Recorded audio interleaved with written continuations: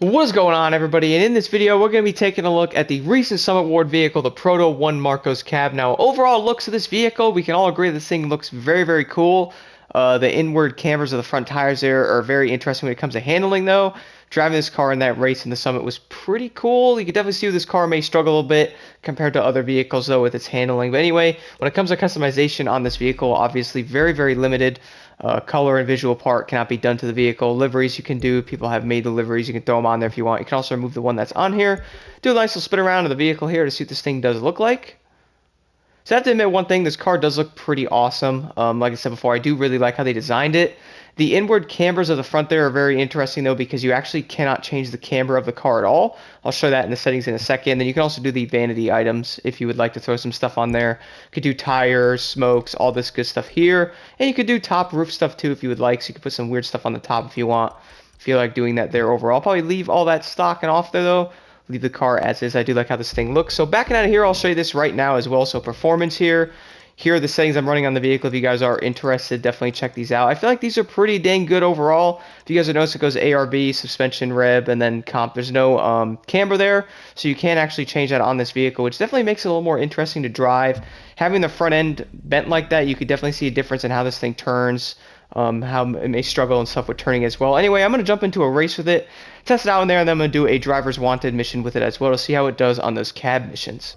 So before jumping into those events there, I would like to test this top speed on this thing out here and take a quick look at it. So as you guys will see, like I said, the detail of this car is very cool. I think they did an awesome job with it overall. The little hand in the back there does turn when you turn, I noticed, at least sometimes.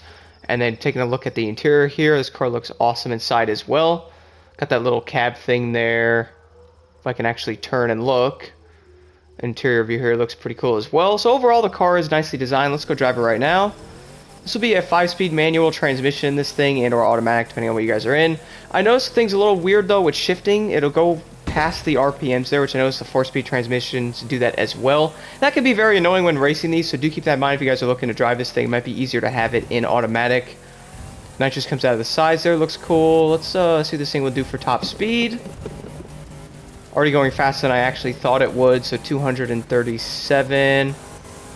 So 238 is basically top, and you're going to have to really push the car to get there. That's actually pretty dang good for what this car is. Actually getting the car to those speeds and trying to turn it is a different story. So let's take this thing into a race right now and see how this car actually does overall. So acceleration on the car actually seems pretty dang decent. Obviously the car is maxed out, so that will help. Like I said, the fourth gear is a little weird on here. It actually revs past what it's intending, so if you guys are looking to shift it really quick, be a little careful there because you'll probably slow the car down a little bit, let it accelerate to about 180 or so, and then try to shift it. You guys will notice the handling on the car is kind of tight as well, so because of the front end being cambered like that, you'll see how it does lose itself a little bit around that turn there. So overall, this car definitely might not be the best pick for racing. I have a pretty decent build on it too. I've been messing with it for a little while earlier and trying to get this thing to be a little bit better. So if you slow down a bit, it does do pretty decent. The fact that a car like this can actually do 140 on a turn is still kind of ridiculous. So nonetheless, that must be pretty fast still. Even compared to other street cars, it's probably doing better than some of those, which is funny. Let's accelerate here, hit the nitrous. So overall, it gets up to speed nicely with the hand going back and forth all crazy too in the back there. See what this thing looks like an interior view when driving it. I really do like old style cars like this though, so it's cool they actually made like a crazy looking cab you guys can cruise around in and stuff. Let me know your guys' thoughts on this Summit as well. Do you guys have issues with this one? I know some people are saying this Summit was kind of rough. Let me know your guys' thoughts on that in the comments below. Nothing wrong with cutting the track at least there. Overall, I gotta admit one thing though I've been noticing by driving this is the brakes on it are really good, which I guess it kind of has to have good brakes. If it doesn't, this car would be almost probably impossible to even use on anything because of how it actually drives. Let's hit the nitrous up here to get the car up to speed. So once you go around 200, I notice the car might struggle a tad on accelerating, but nothing nitrous won't solve. As you guys see right there, I try to go around that turn there, and obviously I couldn't make that. So you're gonna have to slow this thing down a little bit to get it around turns. Having the front end cambered inwards like that definitely makes it struggle a tad. Not being able to uncamber it, which kind of makes sense considering what kind of vehicle this actually is and like what they designed it with. Nonetheless, it definitely may struggle on some races and stuff. Doesn't seem awful though. I guess it depends on how you go into the turn. Let's try it on this one. So I'm gonna accelerate. So you brake and then try to turn like that. I notice when it starts to lose itself. So you're gonna want to brake before the turn overall. Let's try it on this one. So brake. So you want to brake before the turn. Do not brake in the turn. I've been noticing that pretty hard. Let's try that right now and see what it does. So you brake in the turn. the car might hop a little bit and lose its traction completely. So that's one thing definitely keep in mind if you guys are driving this thing around. Honestly, regardless though, the car actually seems pretty decent. It's not as bad as I thought it was going to be. I really thought this thing was going to be struggling for days, but it's not too awful, I guess, for what it is. More of like a cruising around vehicle, messing around. Probably fun to use in the driver's wanted races, which I'm going to get into one of those after this. See how the thing does in there, because I'm sure many people will be testing it on those. Have people actually be racing these in street races? I'm going to say not that many. Overall, under 3 minutes on that race, which isn't really too bad considering this vehicle. You'll see the front end with the headlights there too. Pretty much barely hanging on for their life there. Kind of looks like a sad Wally a little bit, doesn't it? A little bit, maybe? Alright, anyway, let's jump into the driver's wanted race and see how this thing does in one of those. So now let's do a driver's wanted mission here in this cab. Let's see how this thing will do with this. In the race overall, it actually did pretty decently.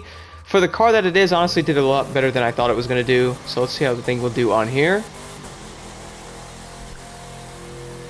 So overall, I think I'm also, one thing I want to point out as well, if you guys are trying to shift this thing better, let the thing accelerate a little bit more in third gear than what it's showing. I noticed that I can actually get to like 120 or so in that gear, and it seems like it does a lot better that way. I'll do it right now and show you guys here. So here's the third gear. You see that it keeps accelerating there all the way to about 135. Then you shift it into fourth. It definitely accelerates better that way. You could definitely shift this thing a little too early and do what I just did and go on the wrong way. Unfortunately, that is definitely not how to drive, but I'm going to keep going anyway, see if I can still complete this. That's what happens when you're so used to cutting tracks and races and all that to try to get like shortcuts. That's normally what happens. See how this car will do here, though. This road's nice. Shifting it a little too early there can like keep going. So I've been noticing that does help with the acceleration of the vehicle a little bit. Overall, this car obviously is not there when like competing with the other cabs and all that and some of the other cars, but regardless, it's awesome to have and probably is fun to drive in races if you just mess around and stuff like that. So set the nitrous a little bit here, so this thing will do on the highway, in the snow, which makes a lot of sense. Ooh, so the stability on the car at high speed seems pretty nice as well. The handling doesn't seem like jittery or anything like that racing it, which is surprising. It actually can keep itself stabilized, which is good. Something I definitely look forward when racing one of these. Top speed wise seems like it's always there, 236 miles an hour, which is pretty dang good. I'm glad it's not really faster than that, because I drove one of the other, the Coupe de Ville. I was really shocked that car's actually doing 250, and some of the Summit cars in the past only did like 230. And I somehow went around that turn without losing any control there. The car was bouncing. So for example, if you guys went to turn like that with this car, and you had to turn really fast to get away from a car, it's not happening. And I just killed that poor cow. And that's one issue definitely, so do keep that in mind when driving this. If you guys are flying around turns in this thing like you are with the other vehicles, you're trying to keep yourself stabilized in a turn, this car unfortunately is not going to be able to do that because it will probably destroy itself. You'll probably run right into the car, won't be able to stabilize itself out of it. You can see how it's tight turning and all that because of the inward, if we want to call it that, camber. Regardless, this mission was completed pretty easily, well within the time up there, no issues at all. So this car is definitely usable with a lot of these missions, and the way you gotta look at it is another cab that can be used on stuff in this game. I did show my settings earlier in the video, but I'll show them again at the end if you guys want to check them out right now.